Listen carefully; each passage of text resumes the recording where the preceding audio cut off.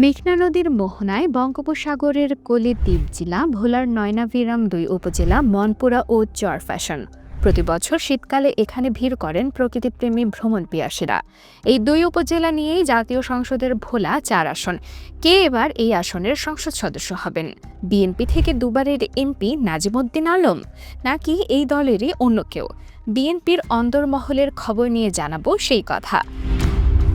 ৯০-এর এরশাদ বিরোধী ছাত্র আন্দোলনের অন্যতম এক নেতার নাম নাজিমুদ্দিন আলম। ডাকসুর এজিএস হয়েছিলেন জাতীয়তাবাদী ছাত্র দলের সাধারণ সম্পাদক। ১৯৯৬ সালের ১৫ই ফেব্রুয়ারি নির্বাচনে প্রথমবারের মতো ভোলা ৪ আসনের সংসদ সদস্য হয়েছেন। পরে সেই বছরই সব দলের অংশ নেয়া নির্বাচনেও ধরে রেখেছিলেন সেই আসন। ২০০১ সালের নির্বাচনে জিতেছেন আরও সহজে। এলাকার মানুষের সাথে মিশে তৈরি করেছেন নিজের শক্ত ভিত। বিএনপির সাংগঠনিক শক্তিও মজবুত করেছেন। এখনও এলাকায় ধরে রেখেছেন জনপ্রিয়তা। কখনো মাঠ ছাড়েননি তিনি। চষে বেড়াচ্ছেন মনপুরা ও চরফ্যাশন উপজেলা। কিন্তু বিএনপি থেকে সেই নাজিমুদ্দিন আলমের মনোনয়ন এবার ঝুঁকিতে পড়েছে। বিএনপির অন্দরের সূত্রগুলো বলছে, এই আসনে মনোনয়ন লড়াইয়ে নাজিমুদ্দিন আলমকে বেশ ভালোভাবে চ্যালেঞ্জ জানাচ্ছেন জাতীয়তাবাদী যুব দলের সাধারণ সম্পাদক নুরুল ইসলাম নয়ন। কেন এমন পরিস্থিতি তৈরি হলো তা জানার চেষ্টা করেছে ঢাকা টাইমস। বিএনপির অন্দরমহলের সূত্রগুলো বলছে, ২০০৭ সালে সেনা সমর্থিত তত্ত্বাবধায়ক সরকারের সময় বেশ নীরব ছিলেন নাজিমুদ্দিন আলম। নির্বাচনী এলাকায় মানুষের সাথে যোগাযোগ রাখলেও কেন্দ্রীয় কর্মসূচিতে খুব একটা সরব ছিলেন না। এতে তার প্রতি হতাশ ছিল বিএনপির হাইকমান্ড। এরপরও ভোলার জনপ্রিয়তার কারণে ২০০৮ সালেরও নির্বাচনে মনোনয়ন পেয়েছেন। তবে ২০০৯ সালে আওয়ামী লীগ ক্ষমতায় আসার পর সরকার বিরোধী আন্দোলনে তাকে অতটা সরব দেখা যায়নি।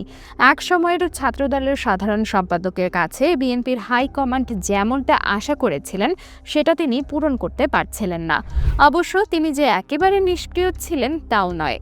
মনপুরা আর চরফ্যাশনে রাজনীতি চালিয়ে যাচ্ছেন নিয়মিত। তবে তার কাছে কেন্দ্রীয় ভূমিকা আশা করছিল বিএনপি। এরপরও বিএনপির অংশ নেওয়া ২০১৮ সালের নির্বাচনে দলের মনোনয়ন পেয়েছিলেন। তবে সেবার আগের রাতেই ব্যালট বাক্স ভরে জয় ছিনিয়ে নেয় আওয়ামী লীগ। এরই মধ্যে ভোলা ৪ আসনের নির্বাচনী এলাকায় মাঠে নেমে পড়েন বিএনপির আরেক নেতা নুরুল ইসলাম নয়ন।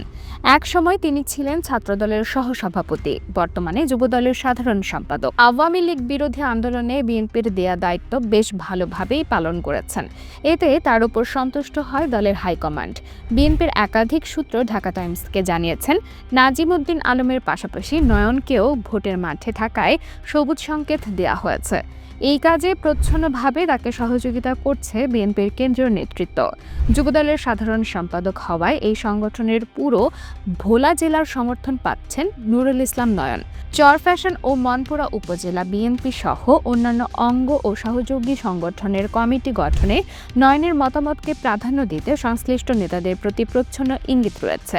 একদিকে নির্বাচনী এলাকায় এখনও জনপ্রিয় নাজিমুদ্দিন আলম, অন্যদিকে বিএনপির শীর্ষ নেতৃত্বের ইঙ্গিত পাওয়া নুরুল ইসলাম নয়ন। আগামী নির্বাচনে দলের মনোনয়ন পেতে লড়াই করবে এই দুজন। শেষ পর্যন্ত কার ভাগ্যে মনোনয়নের শিকা ছিঁড়বে তা চূড়ান্ত করবে বিএনপির হাইকমান্ড। তবে এখন পর্যন্ত ঢাকা টাইমসের কাছে খবর, এবার বেশ ঝুঁকিতে পড়েছে নাজিমুদ্দিন আলমের মনোনয়ন।